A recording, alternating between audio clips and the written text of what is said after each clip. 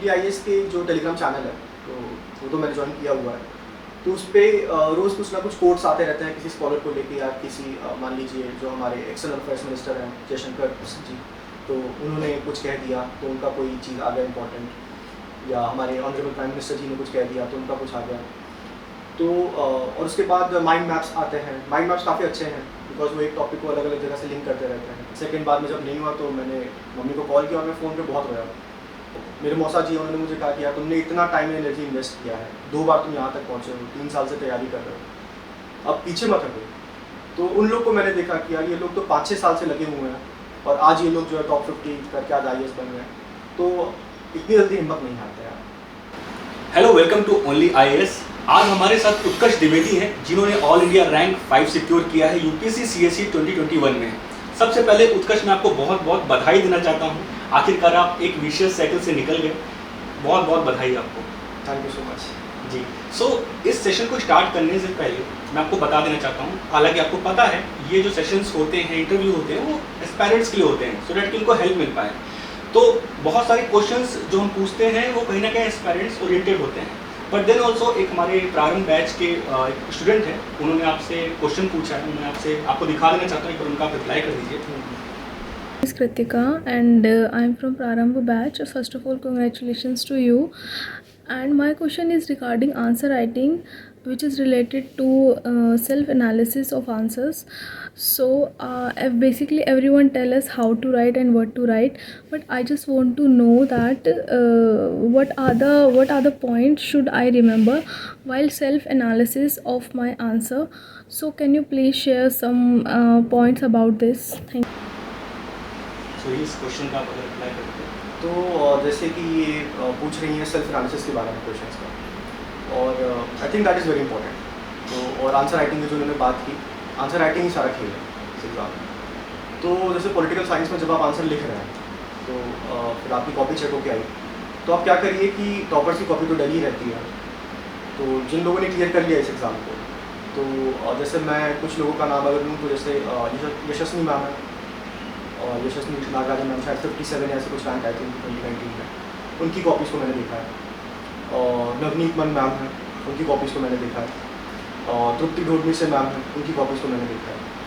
तो एक बार आप उनकी कॉपीज़ को देखिए और देखिए वो आंसर कैसे लिखते हैं, और उसके बाद आप अपनी कॉपीज़ को देखिए कि अगर कोई एक आंसर है, मान लीजिए कार्ल मार्क्स का आंसर है, तो आपने वो चीज़ें लिखी हैं कि नहीं जो उन्होंने लिखी हैं। बिकॉज जैसे क्या होता है कि आई थिंक पॉलिटिकल साइंस में particularly because it is different from GS, तो कुछ की टर्म्स होते हैं किसी पर्टिकुलर आंसर से रिलेटेड। अगर कार्ल मार्क्स है और उसमें कम्युनिस्ट मैनिफेस्टो नहीं लिखा है, या उसके अंदर डायलेक्टिकल मटेरियलिज्म वगैरह ये सब चीज़ें नहीं लिखी है, ईगल का नाम नहीं लिखा हुआ है, तो कहीं ना कहीं आप जो है आपकी गाड़ी पटरी से उतर चुकी है।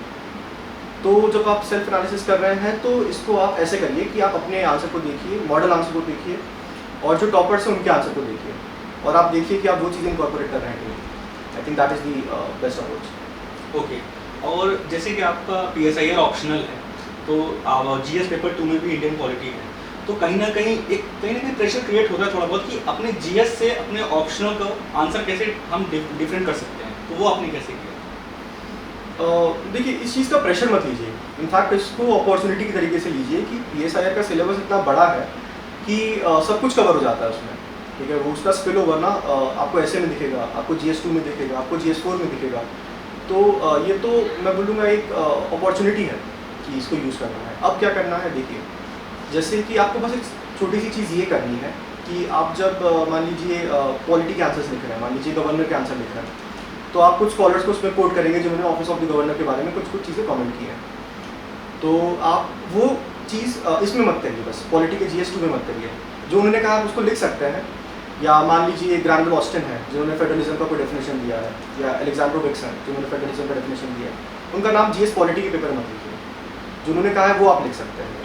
तो जो GS का पेपर है वो जनरली लगना चाहिए, और बाकी कुछ चीज़ें कॉमन होती हैं, जैसे सुप्रीम कोर्ट के जजमेंट्स होते हैं, अब उसको आप इसमें भी कोट करिए, उसमें भी कोट करिए। तो मुझे लगता है ये थोड़ा सा एक डिफ्रेंशिएशन आप कर दीजिए इसमें। अभी मैंने लास्ट 3 to 4 इंटरव्यू लिए हैं जो कि टॉप 100 में ही थे, और मैंने देखा कि मोस्ट ऑफ द मुझे जो मिले हैं पर्सनली वो 3rd अटेम्प्ट में फाइनल अपना क्लियर किए हैं। और आपके साथ भी वही है, बट डिफरेंस इतना है कि उनका किसी का प्री नहीं निकला, पहले में सेकंड में प्री निकला, बट आपका तीनों अटेम्प्ट में इंटरव्यू तक गए हो आप, और लास्ट में तीसरे में आप इंटरव्यू क्वालिफाई कर गए। तो पहले में इंटरव्यू से पीछे हटे आप, शायद आपने अपने को मोटिवेट किया होगा, ठीक है अगली बार फिर प्रयास करेंगे, मोटिवेशन मिली होगी, यहाँ तक कम से कम पहुँचे, हम कुछ अच्छा किए हैं, प्रोडक्टिव किए हैं। सेकंड में जब आपको फिर से वही सेटबैक देखने को मिला, तो क्या थोड़ा आपको परेशानी हुई थी और आपने अपने आप को कैसे संभाला? तो देखिए, जैसे कि जब पहली बार मेरा नहीं हुआ था इंटरव्यू तक पहुंच के, तो बहुत दुख नहीं हुआ था, क्योंकि ऑनेस्टली मैंने ये एक्सपेक्ट नहीं किया था कि मैं फर्स्ट अटेम्प्ट में इंटरव्यू तक पहुंचूंगा इस एग्ज़ाम में। बिकॉज मुझे याद है कि जब 2019 में पहला अटेम्प्ट मैंने दिया था और 2018 का प्री का पेपर बहुत टफ आया था, तो प्री को लेके बड़ा सा एक डर का माहौल बन गया था पूरे यूपीएससी कम्युनिटी में। तो मेरा पहले अटेम्प्ट में यही एम था कि यार प्री निकालना है बस। तो प्री हो गया, मेंस हो गया, इंटरव्यू हो गया, बट नहीं हुआ तो मुझे लगा कोई बात नहीं, यहाँ तक पहुँचे पहली बार में, छोटी सी इसी को एक अचीवमेंट मान लेते, आगे जो है प्रयास करते हैं। और कुछ चीज़ें गलतियाँ की पहले अटेम्प्ट में, तो जब मैंने सेकेंड टाइम में उन चीज़ों को सुधारा, कुछ सब्जेक्ट्स पे पर्टिकुलरली फोकस किया, तो सेकेंड टाइम पे मुझे बहुत उम्मीद थी कि हो जाना चाहिए मेरा। और जब नहीं हुआ तो वो it was nothing less than a shock, एक शॉक था मेरे लिए। और इनफैक्ट मैं काफ़ी रोया भी था उसके बाद जब नहीं हुआ था, तो बिकॉज सेकेंड बार में जब नहीं हुआ तो मैंने मम्मी को कॉल किया और मैं फ़ोन पे बहुत रोया कि मम्मी इतना मेहनत कर रहे हैं, समझ में नहीं आ रहा, 2 बार इंटरव्यू तक पहुँच के मेरा। और 15 दिन में प्रीलिम्स था, तो हिम्मत नहीं हो रही थी प्री का पेपर देने की।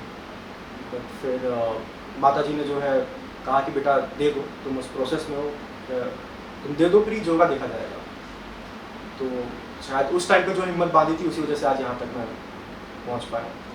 तो देखिए, निराशा तो हाथ लगती है, और आज अगर मैं सोचूं इस बारे में तो फिर लगता है कि यार क्या पता भगवान ने इतना अच्छा सोचा था, इसीलिए पहले नहीं हो रहा था। तो आई थिंक जो भी हुआ ठीक हुआ, ऑल्स वेल दैट एंड्स वेल। मतलब ये आपने बहुत अच्छी बात बताई कि बहुत सारे एस्पायरेंट्स इंटरव्यू दे देते हैं और उनका नहीं होता है, और प्रीलिम्स नज़दीक में होता है, तो वो हैंडल करना बहुत मुश्किल होता है। उसके बावजूद भी आपने जैसे जैसे करके हैंडल किया और एग्जामिनेशन हॉल में बैठ के आपने फुल एफर्ट दिया, क्योंकि बार बार वही मोनोटोनस चीज़ हो जाती है, तो एक अंदर की ना जो एनर्जी होती है वो लूज होने लगती है कहीं ना कहीं, तो अपने आप को बहुत मोटिवेट करना पड़ता है। तो उस चीज़ के लिए आपने कुछ मतलब एक बता पाएंगे कि कैसे अपने आप से क्या बोला आपने, किस तरीके से अपने आप को उसी पेस में वापस लाया? देखिए, पहली चीज़ तो ये है कि थोड़ी बहुत प्री की तैयारी तो इंसान करता ही रहता है इंटरव्यू के दौरान भी, बिकॉज पता है कि यार जब रिजल्ट आएगा तो उस प्री में बहुत कम गैप है, तो सबको पता ही बात। तो बट क्या होता है कि एग्ज़ाम कई बार तैयारी का खेल नहीं होता है, आपके दिमाग की स्टेबिलिटी का खेल होता है। आप कितना भी तैयारी कर लें, अगर आप दिमाग से स्थिर नहीं है तो आप एग्ज़ाम नहीं निकाल पाएंगे। और जब नहीं होता इंटरव्यू तक पहुँच के तो आदमी हिल जाता है अपनी जगह से। तो अब क्या उसमें मोटिवेशन ये था कि कई लोगों से मैंने जब बात की, तो मेरे मौसा जी उन्होंने मुझे कहा कि यार तुमने इतना टाइम एंड एनर्जी इन्वेस्ट किया है, 2 बार तुम यहाँ तक पहुँचे हो, 3 साल से तैयारी कर रहे हो, अब पीछे मत हटो। या मम्मी ने भी कहा कि बेटा दे दो पेपर। या मेरे कुछ जानने वाले भैया हैं जिन लोगों ने लास्ट ईयर क्वालिफाई किया था इस एग्ज़ाम को, और 2 लोग थे और दोनों की टॉप 50 में रैंक आई थी, और दोनों का 5th अटेम्प्ट था।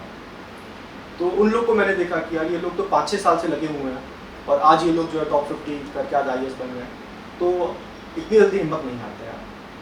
तो ये सोच के उन लोग को देख के, और उन लोगों ने मुझे कहा कि यार देखो उत्कर्ष, तुमने 2 अटेम्प्ट में 2 इंटरव्यू दिया है, अब तुम्हारे लिए it is not a question of if, it is a question of when. और जिस साल नसीब में होगा उस साल तुम निकालोगे। और एक भैया मुझे हमेशा बोलते थे कि देखना मैं फर्स्ट पेज पे तेरा नाम लिखूँगा, और वो हो गया सही। सो अभी मैंने जैसे सुना कि लास्ट टू लास्ट आंसर में आपने बोला कि कुछ गलतियां मैंने की थी फर्स्ट सेकंड अटेम्प्ट में, तो ऐसी कौन सी 3 गलतियां या 5 गलतियां आपने की और उस पर आपने कैसे सुधार किया? देखिए, पहली गलती तो मैं ये बोलूँगा कि मैंने बहुत ज़्यादा टॉपर कॉपीज़ रेफर नहीं की थी। तो या इसको मैं ऐसे आंसर कर देता हूँ कि इस बार मैंने क्या अलग किया जो मैंने पहले नहीं किया था, तो वो एक बेटर अप्रोच हो जाएगा। तो जैसे मैंने क्या किया इस बार, जैसे हर सब्जेक्ट में क्या होता है कि एक पर्टिकुलर सब्जेक्ट के टॉपर होता है, बिकॉज कोई भी इंसान सब में टॉप नहीं कर सकता है इस एग्ज़ाम में। तो आप ऐसे ही कॉपी उठाइए, आप देखिए किसने उसमें टॉप किया है। जैसे last year Radhika Gupta ma'am थी, टी प्रतीक राव सर थे, उनके 140+ नंबर थे ऐसे। या आप GS1 उठाइए, GS2 उठाइए, जैसे GS में last year Divya Mishra ma'am topper थी। तो उनकी आप कॉपीज़ को उठा के देखिए कि वो कैसे आंसर लिखते हैं। और ये चीज़ मैं इतना नहीं करता था पहले 2 अटेम्प्ट में। मैंने जो रेफ़र किया था अनुदीप सर के नोट्स वगैरह देखे थे, उनकी किताब पढ़ी थी, तो which was pretty much good because वो पढ़ के भी मैं इंटरव्यू तक पहुँचा हूँ। बट आई थिंक आपको एक डाइवर्सिटी ज़रूरी होती है ओपिनियन फॉर्म करने के लिए कि आपको चीज़ों को अप्रोच कैसे करना चाहिए। तो इस बार मैंने वो किया था। तो और जैसे इसमें जो पेपर्स हैं, जैसे पहले क्या अप्रोच होती थी कि ऐसे एथिक्स ऑप्शनल लोग बोलते थे कि इसी में आप कर दीजिए तो आपका मतलब बेड़ा पार हो जाएगा। तो दैट इज़ ट्रू, वो गलत नहीं है। लेकिन अब एक चीज़ जो देखने में आ रही है पिछले 2-3 साल में, वो ये है कि ऑप्शनल में बहुत नंबर नहीं दिए जा रहे हैं। पहले बहुत ज़्यादा नंबर देते थे, कुछ टाइम से थोड़ा सा नंबर को सप्रेस किया गया है। और ऐसे का तो इस बार जैसे टॉपिक्स आए हैं तो वो तो मतलब एग्जामिनेशन हॉल में करो तो जमीनी के सभी टॉपिक्स पढ़ते या लिखना गया इसमें।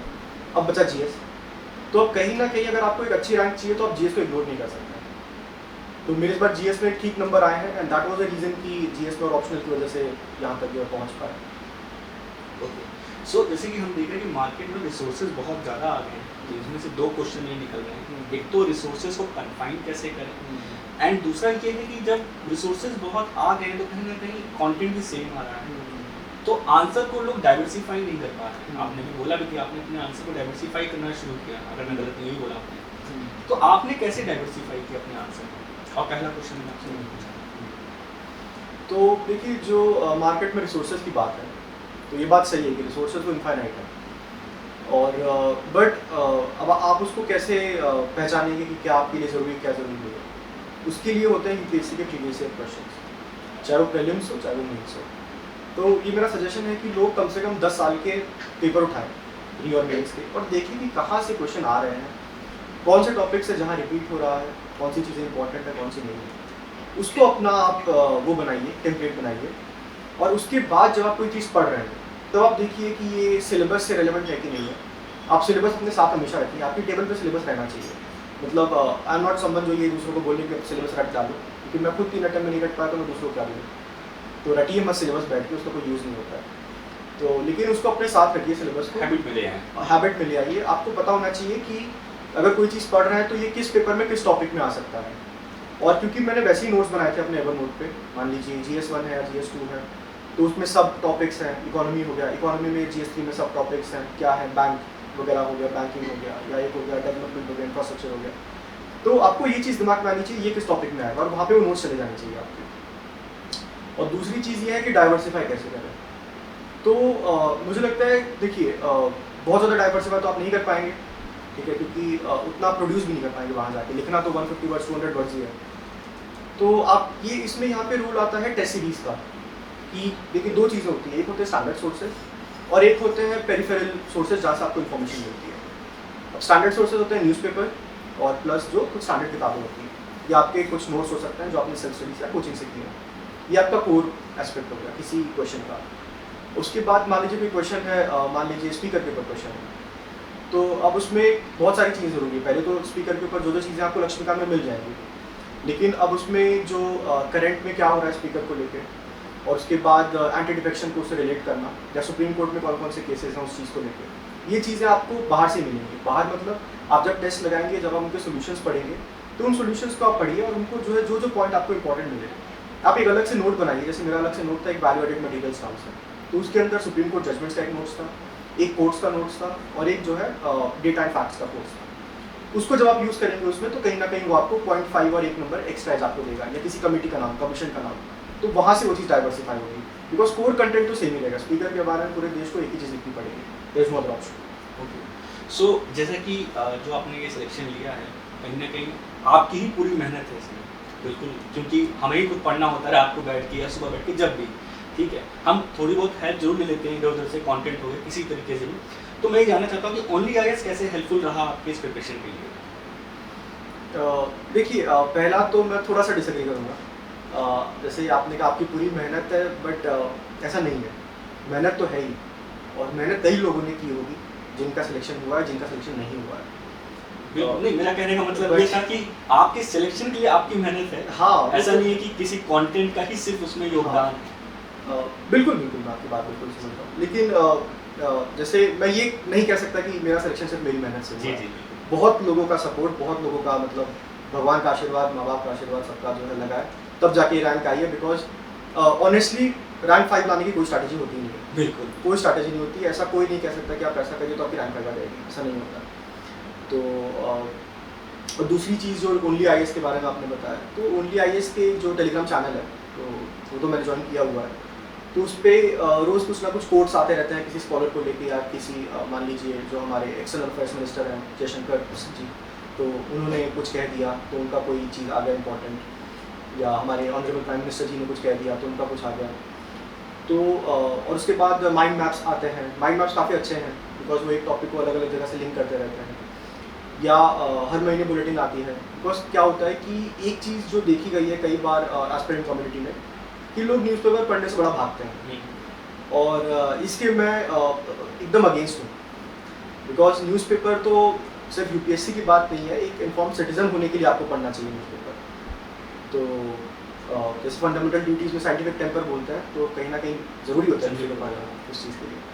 तो लेकिन कई लोग हैं जो नहीं पढ़ना चाहते, तो मैं उनको अपना फोर्स नहीं करूँगा कि नहीं आप ज़बरदस्ती पढ़िए उसको। तो अगर आप नहीं पढ़ रहे तो जो बुलेटिन आ रही है वो अलग अलग जगह से सोर्स कर रही है चीज़ों को, और वहाँ से आपका सब कुछ कवर हो जा रहा है, तो आप वो भी कर सकते हैं। फिर उसके बाद जो ओनली आईएएस कुछ टॉपर्स की कॉपीज़ डालता है जो उनकी टेस्ट सीरीज़ की होती हैं, फिर आप उनको रेफ़र कर सकते हैं। तो इस हिसाब से PSIR के लिए तो मुझे बेनिफिशियल लगा only IAS. Okay, thank you so much, आपने बताया इस चीज़ को। मेरा अगला क्वेश्चन ये है कि जैसे एस्पायरेंट्स इस चीज़ को लेकर बहुत डायलेमा में होते हैं जब प्रीलिम्स नज़दीक आता है। जब वो मॉक देते हैं तो उनके कभी कभी नंबर कम आते हैं, और जबकि उनमें पोटेंशियल बहुत होता है। तो इस चीज़ से कैसे वो ओवरकम करें या कॉन्फिडेंस लाएं कि नहीं, प्रीलिम्स को भले ही कम दिन है और हमारा नंबर कम आ रहा है बट हम अच्छा कर सकते हैं। ये डिसीजन कैसे लें कि ये अटेम्प्ट देना चाहिए कि नहीं? ये अच्छा क्वेश्चन है काफ़ी। देखिए, पहली चीज़ तो जो कम नंबर की आपने बात की, जो लास्ट मॉक मैंने दिया है प्रीलिम्स का, मेरे 78 नंबर आए उसमें। तो अब वो नसीब थी कि इस बार देना नहीं है प्रीलिम्स। लेकिन एक मॉक से आप अपना परफॉर्मेंस एनालाइज मत करिए। One swallow does not make a summer. तो आप क्या करिए, ये चीज़ मैं भी करता था कि आप अपने स्कोर्स को ट्रैक करिए, और you can not improve something that you can not measure. तो आप एक एक्सेल शीट बनाइए, उसमें लिखिए कोई टेस्ट नंबर 1 इतने अटेम्प्ट किए, इतना सही हुआ, इतना गलत हुआ, कितने नंबर आए, और इतना रैंक परसेंटाइल बना, ठीक है। और फिर उसके बाद आप जब आपके पास 30, 40, 50 टेस्ट हो जाएंगे तो आपको एक अपने परफॉर्मेंस का अंदाज़ा लग जाएगा। तो अगर आपके नंबर अच्छे बन रहे हैं, मतलब कट ऑफ के जैसे 100, 105, 110 के ऊपर ही चल रहा है आपका मामला, तो आप समझ लीजिए you are at a comfortable position. लेकिन अगर उससे कम भी है तो अब यहाँ पे दो चीज़ें होती हैं कि आपको देना है कि नहीं देना है। अब पहली चीज़ वो आपका डिस्क्रिप्शन होता है, और दूसरी चीज़ वो आपका सेल्फ बिलीफ होता है अपने ऊपर। तो कई बार क्या होता है कि यूपीएससी का जो पैटर्न है वो जो कोचिंग इंस्टीट्यूट्स के पेपर्स हैं उससे थोड़ा या काफ़ी अलग होता है। तो मैं ये चीज़ सबको सजेस्ट करता हूँ कि जब पास आ रहा है प्रीलिम्स का पेपर, और ये मुझे भैया ने सजेस्ट किया था, तो आप 5 साल के यूपीएससी के पेपर को लगा लीजिए। 2017 से जैसे 21 लगा लीजिए इस बार, और ये मेरा प्लान भी था, मैं लेके भी आया था लगाने के लिए, बट नहीं लगाया ऑब्वियसली। तो आप उनको लगाइए। जब आप उनको लगाएंगे तो क्या होता है कि यूपीएससी के क्वेश्चंस का और पैटर्न ऑप्शंस का एक पैटर्न होता है, उसको समझना बहुत ज़रूरी होता है। और आप जब उनको लगा रहे हैं, 5 पेपर लगा दिए, अब आपका माइंड ना वैसा कंडीशन हो गया है यूपीएससी के पैटर्न पे, तो जब उस दिन पेपर आएगा तो वो पेपर नया जैसा नहीं लगेगा। तो ये चीज़ है। और एक और कॉन्फिडेंस की अगर बात करें कैसे लेके आएँ, तो ये मैंने और भी मेंशन किया है। एक चीज़ तो मेरे लिए बहुत बड़ी स्ट्रेस बस्टर है, वो ये है कि आप मेरे दिमाग में ये आ जाता था पेपर के पहले कि जो मैं पढ़ रहा हूँ वो तो आने भी नहीं वाला है कल, तो इतना टेंशन क्यों लें।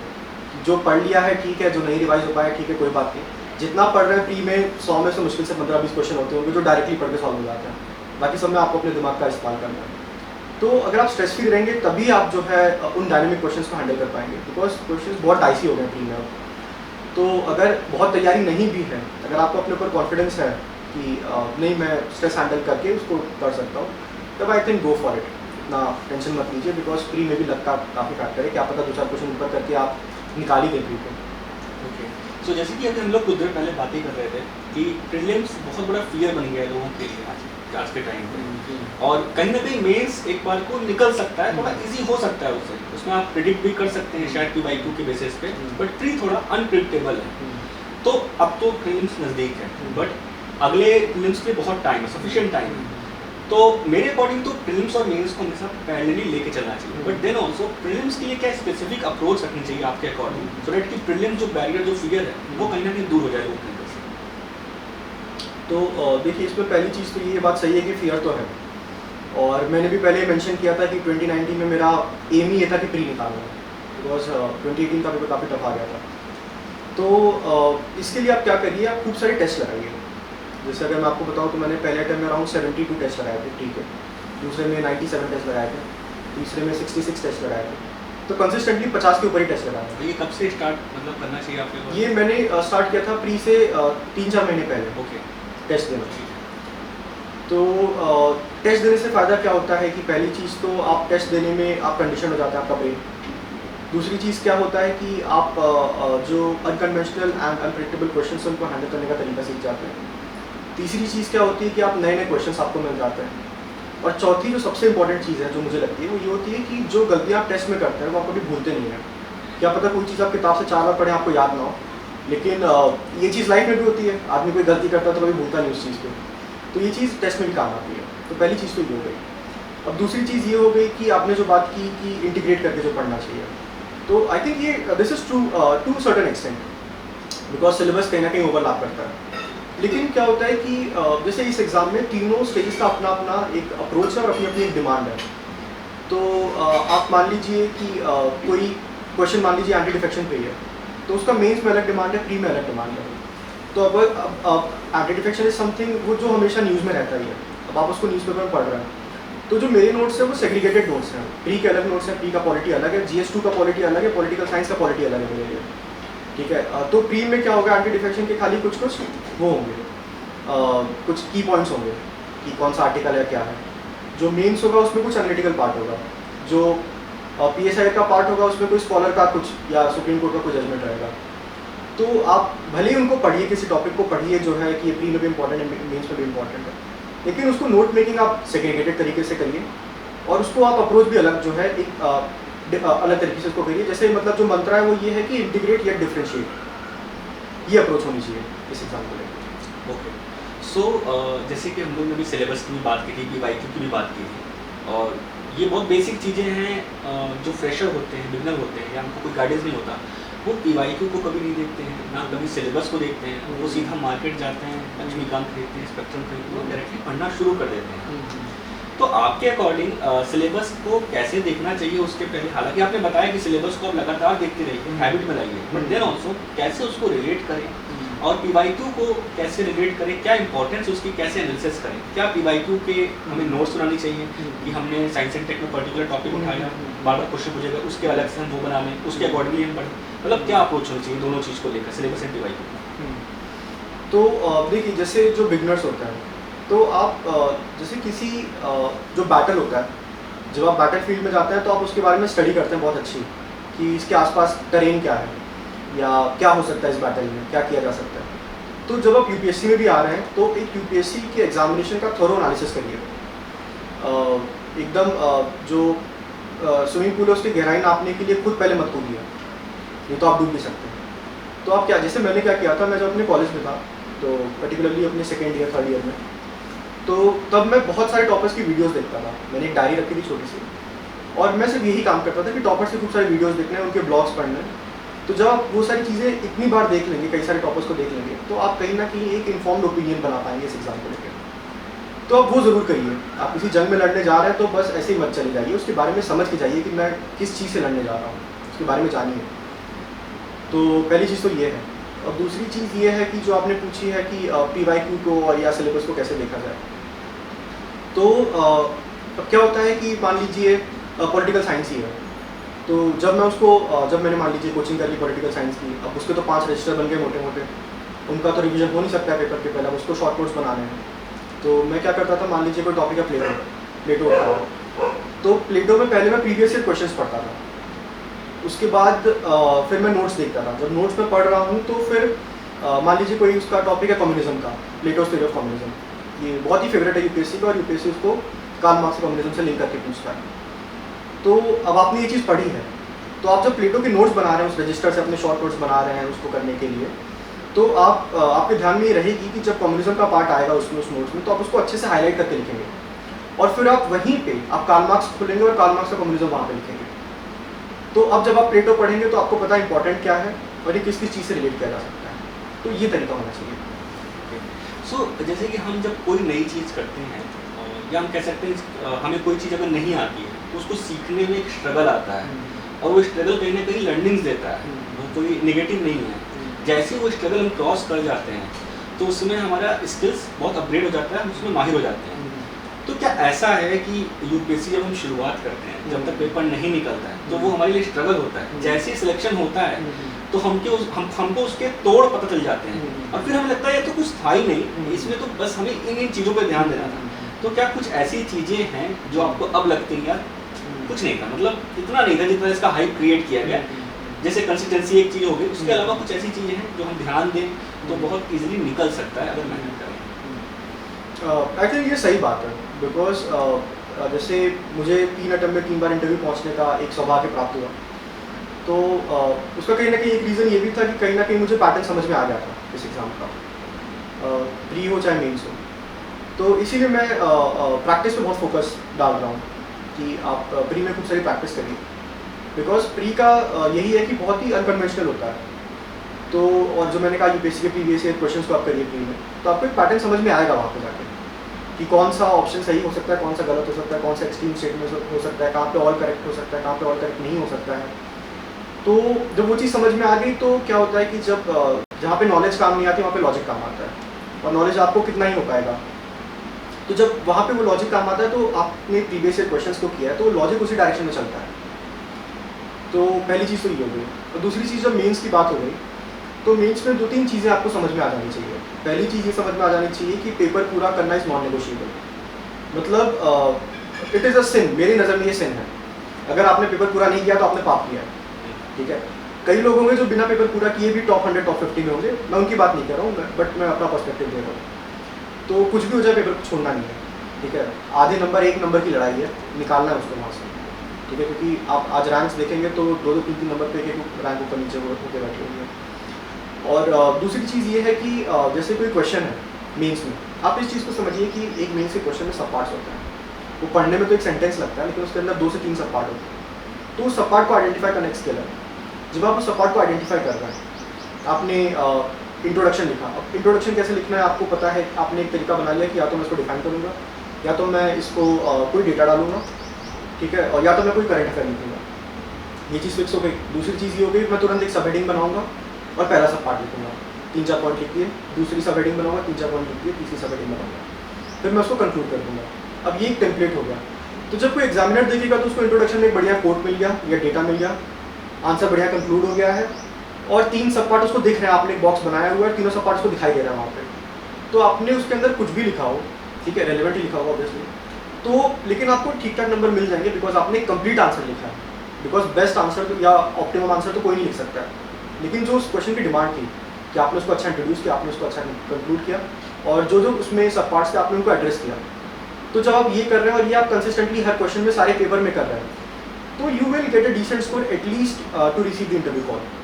तो ये चीज़ आप जब समझ जाएंगे तो आई थिंक आप इंटरव्यू तक तो ज़रूर पहुँचेंगे। सो मेरा लास्ट क्वेश्चन है करंट अफेयर को लेकर, एंड 2016 में अगर मैं गलत नहीं हूँ तो करंट अफेयर ओरिएंटेड बहुत क्वेश्चन आए थे। तो अभी का तो सिनेरियो थोड़ा थोड़ा चेंज हो रहा है उससे। तो करंट अफेयर को कवर करने के लिए आपने क्या अप्रोच रखी थी? क्योंकि कई लोगों की कंप्लेन होती है, निराशा होती है कि सर याद नहीं हो पाता है। बहुत सारे बच्चे बोलते हैं हमारे कोर्स के बच्चे, सर याद नहीं होता, उसको इतना सारा करंट अफेयर पूरे 15 महीने का 1 साल का कैसे हम मगअप करें? तो आपने क्या अप्रोच रखा उसमें?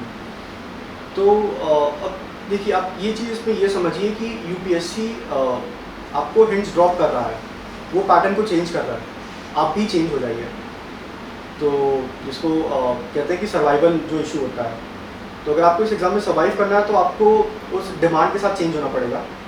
तो जब आप देख रहे हैं कि यूपीएससी अब करंट अफेयर्स इतना नहीं पूछता है, ऑब्वियसली थोड़ा बहुत तो पूछता ही है, लेकिन चाहे वो मेंस हो चाहे वो प्री हो, इतने करंट अफेयर्स नहीं आ रहा है, तो आप इतना करंट अफेयर्स के पीछे क्यों भाग रहे हैं? पहली चीज़ तो ये हो गई। तो जैसे मैं पहले जब फर्स्ट अटेम्प्ट में था तो मैं हर महीने जो मैगजीन्स आती हैं मार्केट में, सबको पता है, तो मैं उसको पढ़ता था। लेकिन एंड तक आते आते इतनी सारी मैगजीन हो गई, अब रिवाइज कैसे करें। और जब पेपर दिया तो उसमें करंट अफेयर्स तो या तो हो ही नहीं रहे हैं और या तो बहुत इजीली हो जा रहे हैं। तो फिर ऐसा लगा यार इसका तो बहुत ज़्यादा रेलेवेंस ही दिखाई नहीं दे रहा है, अब क्या करें। तो मैंने अपने आप उसको कम कर दिया। फिर जो एंड में जो कंपाइलेशंस आते थे, चाहे प्री हो चाहे मेन, तो मैं उनको पढ़ता था, पहली चीज़। और दूसरी चीज़ जो करंट अफेयर्स से रिलेटेड वो ये है कि जैसे जो लोगों को इशू आता है याद करने में, तो यहीं पे न्यूज़पेपर का रोल आता है कि अगर आप न्यूज़पेपर पढ़ रहे हैं और किसी चीज़ को आप समझ गए न्यूज़पेपर पढ़ के, तो आपको इसको याद करने की ज़रूरत ही नहीं है। उसके बाद आप उस क्वेश्चन को कर देंगे। जैसे पॉलिटी क्या होता है, जैसे मेरे कई सारे फ्रेंड्स हैं उनको पॉलिटी में प्रॉब्लम फेस होती है, मुझे इतनी नहीं हुई बिकॉज मेरा ऑप्शनल पॉलिटिकल साइंस था, तो कहीं ना कहीं वो तो पॉलिटी उसका सब पार्टी हो गया। तो मैं उनको हमेशा ये चीज़ कहता था कि अगर तुम मत पढ़ो लक्ष्मीकांत, मान लो कोई क्वेश्चन है, ठीक है, कि इस साल प्रेसिडेंशियल इलेक्शन होने वाले हैं या पहले जब मान लीजिए जब हुए थे, तो अब आप उस चीज़ को लक्ष्मीकांत में रट रहे हैं, पहली चीज़ ये हो गई। दूसरी चीज़ ये हो गई, जो प्रेसिडेंशियल इलेक्शन होने वाला है तो उसको न्यूज़पेपर एक्सप्लेन करता है पूरा कि कैसे होता है वो इलेक्शन, कैसे जो एमपीज पार्ट लेते हैं, जो एमएलएस पार्ट लेते हैं, कौन से लेते हैं कौन से नहीं लेते हैं, किस स्टेट के एमएलए का कितना जो है शेयर होता है, किस एमपी का कितना शेयर होता है, वो उस न्यूज़पेपर में आया हुआ है। अभी कुछ दिन पहले ही जो प्रोमिनेंट न्यूज़पेपर उसके अंदर ये चीज़ थी एक्सप्लेन करते हुए। तो आपने जब उस चीज़ को वहाँ पे पढ़ लिया, वो आपको चीज़ समझ आ गई है, तो आप पेपर में जब वो क्वेश्चन आएगा आप उसको सॉल्व कर ले जाएंगे, चाहे आपने लक्ष्मीकांत रिवाइज किए चाहे नहीं किए। तो इसीलिए मैं बोलता हूँ जब करंट अफेयर्स की बात है तो आई एम समवन जो न्यूज़पेपर्स का एडिक्ट है, तो मैं तो सजेस्ट करूँगा आप एडिक्ट मत बनिए मेरी तरह। मुझे मैं 3 न्यूज़पेपर मतलब जनरली पढ़ता हूँ, और जब इंटरव्यू अगर आता है तो 5, 6, 7 न्यूज़पेपर हो जाता है, तो क्योंकि उतना मज़ा आता है पढ़ने में चीज़ों को। तो आप न्यूज़पेपर को ज़रूर पढ़िए, एक न्यूज़पेपर ज़रूर पढ़िए, क्योंकि उससे आपकी करंट अफेयर्स की एक अंडरस्टैंडिंग बनती जाएगी, और अगर आपकी अंडरस्टैंडिंग बन गई तो आप कई सारे क्वेश्चंस को सॉल्व कर ले जाएंगे। और जो क्वेश्चंस एकदम अनकन्वेंशनल या एकदम आउट ऑफ द ब्लू है, उसको कोई सॉल्व नहीं कर पाता है। तो एग्ज़ाम तो रिलेटिव ही है ना, आज 50% नंबर ला के लोगों की टॉप रैंक आ रही है, तो रिलेटिव एग्ज़ाम है, तो इतना स्ट्रेस मत लीजिए इस चीज़ का। Okay, so Utkarsh, thank you so much, आपने समय दिया, और हम आशा करते हैं कि आगे भी हम पेरेंट्स के हेल्प के लिए ऐसा कुछ सेशन रख सकते हैं। And once again congratulation, thank you so much. Thank you for having me.